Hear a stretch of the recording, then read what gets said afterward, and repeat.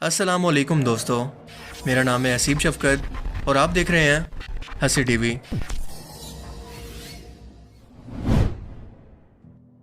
Universe में मौजूद black holes के बारे में हम इससे पहले कई वीडियोस में बात कर चुके हैं। ये ऐसे पुरस्कार सुराख हैं जो कि किसी बड़े सितारे की कुदरती मौत के बाद पैदा होते हैं और किसी सितारे की मौत को हम कहते हैं सुपरनोवा। ये धमाका इस कदर शदीद होता है कि कई लाइट ईयर दूर तक इसकी रोशनी को देखा जा सकता है। इस धमाके के बाद इस सितारे की शदीद तरीन ग्रेविटी स्पेस टाइम फैब्रिक के अंदर एक कर्व को पैदा करती है जिसे हम कहते हैं ब्लैक होल। इस ब्लैक होल के एक खास पॉइंट इवेंट होराइजन के अंदर जो चीज़ भी एक बार चली जाए, फिर चाहे वो कोई सितारा हो, कोई पत्थर, कोई इंसान या कोई रोशनी, वो फिर कभी भी वापस नहीं आ सकती। जिसका मतलब कि ब्लैक होल के बाहर क्या चल रहा है वो तो हमें किसी हद तक पता है, मगर इसके अंदर क्या कुछ है हमें इसका कोई अंदाज़ा नहीं कि इसके अंदर या फिर इसके पार क्या कुछ मौजूद है। लिहाजा इसके बारे में आज भी बहुत सारी थ्योरीज मौजूद हैं। अब तक हम इंसानों के पास कायनात की शुरुआत को एक्सप्लेन करने के लिए जो सबसे बेहतरीन थ्योरी है, इसका नाम है बिग बैंग थ्योरी, जिसके मुताबिक एक ना नजर आने वाले नुक्ते यानी नथिंग पॉइंट से, जिसके अंदर लामहदूद एनर्जी थी या लामहदूद मैस था, एक बड़े धमाके से फटकर 14 बिलियन साल पहले इस कायनात की शुरुआत करती है, जो कि लामहदूद फासलों तक फैली हुई है। और ये कायनात इतनी बड़ी है कि जिस ऑब्जर्वेबल यूनिवर्स के बारे में आज हम इंसान जानते हैं, इसका डायमीटर है तकरीबन 93 बिलियन लाइट ईयर। लेकिन इस 93 बिलियन लाइट ईयर के पार क्या कुछ मौजूद है ये आज तक हम इंसानों को नहीं पता, क्योंकि इसके पार के इलाके को हम कहते हैं नॉन ऑब्जर्वेबल यूनिवर्स, जिसके पास जाकर भी हम इंसान अपनी लाख टेक्नोलॉजी के बावजूद भी नहीं देख सकते। लेकिन अगर मैं आपसे कहूं कि साइंटिस्ट की हालिया एक थ्योरी के मुताबिक ये तमाम ऑब्जर्वेबल यूनिवर्स और नॉन ऑब्जर्वेबल यूनिवर्स सिर्फ एक बड़े ब्लैक होल के अंदर मौजूद हैं, तो आपका रिएक्शन क्या होगा? जी हाँ, 2004 में नेकोडम जे पॉपुलस्की नाम के एक अमेरिकन फिजिसिस्ट ने एक रिसर्च पेपर को पब्लिश किया और ये थ्योरी पेश की, जिसके मुताबिक हमारी पूरी कायनात एक ब्लैक होल के अंदर मौजूद है, जिसका साइज तकरीबन अनलिमिटेड है। वही यूनिवर्स जो कि हम अपनी आंखों से अपने आसपास देखते हैं, ये सब की सब एक बड़े ब्लैक होल के अंदर मौजूद है। वैसे तो ये नई खोज दिमाग को चकरा देने वाली है, पर इस थ्योरी के बहुत सारे पॉइंट हैं जो कि वाकई इंसान को सोचने पर मजबूर करते हैं। मिसाल के तौर पर ब्लैक होल अपने साइज के अंदर छोटे से लेकर बहुत बड़े भी हो सकते हैं, आपकी सोच से भी बड़े। अब तक इंसानों ने जो सबसे बड़े साइज का ब्लैक होल डिस्कवर किया है, इसका नाम है टॉन 618, और आप जरा सोचकर बताएं कि आखिर इसका साइज कितना बड़ा हो सकता है। अपने दिमाग में तस्वुर करना शुरू करें। रोशनी यानी लाइट जो कि कायनात में सबसे तेज ट्रेवल करती है, सिर्फ एक सेकंड के अंदर 3 लाख किलोमीटर का फासला तय करती है, और बिल्कुल इसी स्पीड पर अगर हम मुसलसल 1 साल तक सफर करें तो ये 1 लाइट ईयर बनता है। हमारी मिल्की वे गैलेक्सी, जिसके अंदर हमारा सोलर सिस्टम मौजूद है, तकरीबन 1 लाख लाइट ईयर पर फैली हुई है, यानी हमें अपनी खुद की मिल्की वे गैलेक्सी से बाहर निकलने के लिए 1 लाख लाइट ईयर तक का सफर करना होगा। हमारी वो मिल्की वे गैलेक्सी जिसके अंदर अरबों खरबों सूरज मौजूद हैं और इसके फासले भी खत्म होने का नाम ही नहीं लेते। लेकिन क्या आप तस्वुर कर सकते हैं कि टॉन 618 का साइज तकरीबन 3,20,000 लाइट ईयर के बराबर है, यानी मिल्की वे से 3 गुना ज्यादा। जब कोई बहुत बड़ा सितारा फटकर ब्लैक होल में कन्वर्ट होने की बजाय न्यूट्रॉन स्टार के अंदर बदलता है, तो उसका मैस ग्रेविटी की वजह से इंतहाई डेंस हो जाता है, यानी कम जगह के अंदर बहुत ज्यादा पार्टिकल्स जमा हो जाते हैं, जिसकी वजह से इसके कम साइज के बावजूद एक डेड स्टार का मैस कई सौ गुना बढ़ जाता है। मिसाल के तौर पर सिर्फ 1 चम्मच न्यूट्रॉन स्टार का मैस जमीन पर मौजूद माउंट एवरेस्ट पहाड़ के मैस के बराबर होगा। और बिल्कुल इसी तरह से टॉन 618 का मैस तकरीबन 66 बिलियन सूरज के बराबर या 66 अरब सूरज के मैस के बराबर है।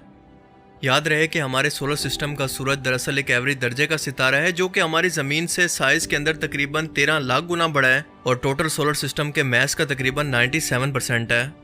अब आपको इस बड़े ब्लैक होल का साइज समझ में आ रहा होगा, जो इस थ्योरी को किसी हद तक लॉजिकल बनाता है कि वाकई किसी बहुत बड़े ब्लैक होल के अंदर हमारी ये कायनात मौजूद हो सकती है, जो कि इस वक्त हम देखते हैं या हमारे आसपास मौजूद है, लेकिन हमें इसका आइडिया तक नहीं। दूसरी बात यह कि ब्लैक होल्स के दरियाफ्त भी पहले एक थ्योरी थी, जब तक कि इंसानों ने खुद से पहली बार इन्हें कैप्चर करके हकीकत के अंदर तस्लीम ना कर लिया। सो फिलहाल ये थ्योरी या इमेजिनेशन आपको पागलपन लग सकता है, मगर मुस्तकबिल में इसके मजीद ठोस सबूत इस बात को साबित कर सकते हैं।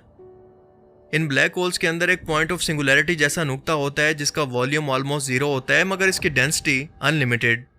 जो चीज़ भी इस ब्लैक होल के अंदर जाती है वो इसी सिंगुलैरिटी का हिस्सा बन जाती है। ये बिल्कुल उसी सिंगुलैरिटी या नुक्ते को बयान करती है जिससे हमारी कायनात की शुरुआत हुई, और यही सिंगुलैरिटी या नुक्ता इन ब्लैक होल्स के अंदर भी मौजूद है। 1960 में स्टीफन हॉकिंग ने बिल्कुल यही कहा था कि आज जो पूरी कायनात हम मुसलसल फैलती हुई देख रहे हैं, अगर इसे हम रिवर्स के अंदर इमेजिन करें तो ये साबित हो जाएगा कि ये सब कुछ एक नुक्ते के अंदर किसी टाइम के अंदर मौजूद था जहां से फटकर इसकी शुरुआत हुई। यानी ये सब कुछ एक सिंगुलैरिटी के अंदर या एक नुक्ते के अंदर बंद था। यकीन नहीं होता ना? अब जरा एक ब्लैक होल और बिग बैंग थ्योरी का मॉडल देखें और फैसला करें कि क्या ये दोनों मॉडल बिल्कुल एक जैसे नहीं लगते। बस इन दोनों के अंदर सिर्फ एक चीज का फर्क है, वो ये कि ब्लैक होल क्योंकि चीजों को अपनी तरफ खींच रहा है, तो इसके उलट बिग बैंग के बाद से चीजें एक धक्के से यानी पुश की वजह से फैल रही हैं। पर इस प्रॉब्लम का हल एक थ्योरी पेश करती है जिसके मुताबिक ब्लैक होल चीजों को अपनी तरफ खींचकर एक दूसरी जगह पर निकाल देते हैं, जिसका उलट इन्हें व्हाइट होल्स कहते हैं। और ये दोनों यानी ब्लैक और व्हाइट होल्स एक ही सिंगुलैरिटी से जुड़े होते हैं। अब जरा गौर से सुनिएगा। साइंटिस्ट का मानना है कि हमारी कायनात की शुरुआत भी बिल्कुल ऐसे ही हुई। एक बड़ा ब्लैक होल जो कि सिंगुलैरिटी से जुड़ा हुआ है, जिसके अंदर इन्फिनिट मैस और एनर्जी किसी और जगह से इकट्ठी होकर सिंगुलैरिटी के अंदर पहुंच गई। और ये सिंगुलैरिटी वही है जिसने फटकर हमारी कायनात की शुरुआत की, जो कि आज हम अपने आसपास देखते हैं। या यूं कहें कि इस ब्लैक होल का सब कुछ व्हाइट होल से बाहर निकल आया, जो कि आज हम अपने यूनिवर्स की सूरत में देखते हैं। फिजिक्स के अंदर एक थ्योरी है जिसका नाम है फेकेंड यूनिवर्स। 1992 के अंदर एक साइंटिस्ट जिनका नाम था ली स्मॉलिन, इन्होंने एक थ्योरी पेश की जिसके मुताबिक एक ब्लैक होल के अंदर जब भी कोई चीज जाती है या वो किसी स्टार या किसी भी मैस को निगलता है, तो वो सब कुछ इस सिंगुलैरिटी के अंदर जाकर जमा होता रहता है और इसका साइज बढ़ता रहता है। आखिरकार जब इस सिंगुलैरिटी की लिमिट खत्म हो जाती है तो ये एक बड़े धमाके से फटकर व्हाइट होल की शक्ल के अंदर एक नई कायनात को जन्म देती है, जैसा कि हमारी यूनिवर्स के केस में हुआ। अब इसी नई यूनिवर्स के अंदर कई नए और ब्लैक होल बनेंगे, कई सितारे जन्म लेंगे, कई सोलर सिस्टम और गैलेक्सीज पैदा होंगी, यानी एक नई कायनात बनेगी। और इन नए बनने वाले ब्लैक होल्स के अंदर मजीद नई कायनातें बनेंगी। ये सिलसिला मुसलसल चलता रहेगा, यहाँ तक कि हर एक ब्लैक होल के अंदर एक नई यूनिवर्स मौजूद हो सकती है और मल्टीवर्स भी। ये बात कुरान करीम के दावे के मुताबिक भी बिल्कुल फिट बैठती है कि सूरह तारिक के अंदर अल्लाह पाक कुरान करीम के अंदर फरमाता है कि मुझे कसम है आसमान की और रात के वक्त जाहिर होने वाले की, और तुम क्या जानो कि ये रात के वक्त जाहिर होने वाला क्या है, वो रोशन सितारा है। फिर सूरह वाक़िया के अंदर फरमाया कि मुझे कसम है इन जगहों की जहां पर तारे डूबते हैं, और अगर तुम जानो तो ये बहुत बड़ी कसम है। सफरे मेराज पर रसूलुल्लाह सल्लल्लाहु अलैहि वसल्लम तमाम आसमानी रास्तों को अबूर करते हुए 7वें आसमान पर यानी एक नई कायनात के अंदर तशरीफ ले गए। वो रास्ता जो कि बाकी तमाम मखलूकात की हद है, क्या ये रास्ता एक ब्लैक होल की मौजूदगी की तरफ इशारा नहीं करता, जहां पर एक नई कायनात का रास्ता खुल गया जो कि हमारी इस कायनात से बिल्कुल मुख्तलिफ है। ब्लैक होल्स के बारे में यह हालिया साइंटिफिक थ्योरी दरअसल अभी तक सिर्फ एक थ्योरी है, इसे साबित करना अभी बाकी है। पर दोनों सूरतों में कुरान पाक के मुताबिक ब्लैक होल्स दरअसल कायनात की ऐसी पुरअसरार जगह हैं जो कि कायनात के कानून को नहीं मानती और किसी और कायनात में जाने का रास्ता है। पर यहाँ पर अहम सवाल यह है कि ये दरअसल उसी कायनात में जाने का रास्ता है जहाँ पर हम इंसान रहते हैं, या बिल्कुल इसी तरह की एक नई कायनात में जाने का, ये तो अल्लाह ही बेहतर जानता है। लेकिन आप इस बारे में क्या सोचते हैं, अपनी कीमती राय का इजहार कमेंट सेक्शन में ज़रूर करें। मुझे उम्मीद है कि आज के इस वीडियो से आपको बहुत कुछ नया जानने को मिला होगा और ये वीडियो आपको पसंद आया होगा। अगर ये वीडियो आपको अच्छा लगा तो इसे लाइक कीजिए, और अब मैं मिलूंगा आपसे एक ऐसी नई इंटरेस्टिंग वीडियो में। तब तक के लिए अपना बहुत सा ख्याल रखिएगा। Thanks for watching this video. अल्लाह हाफिज़।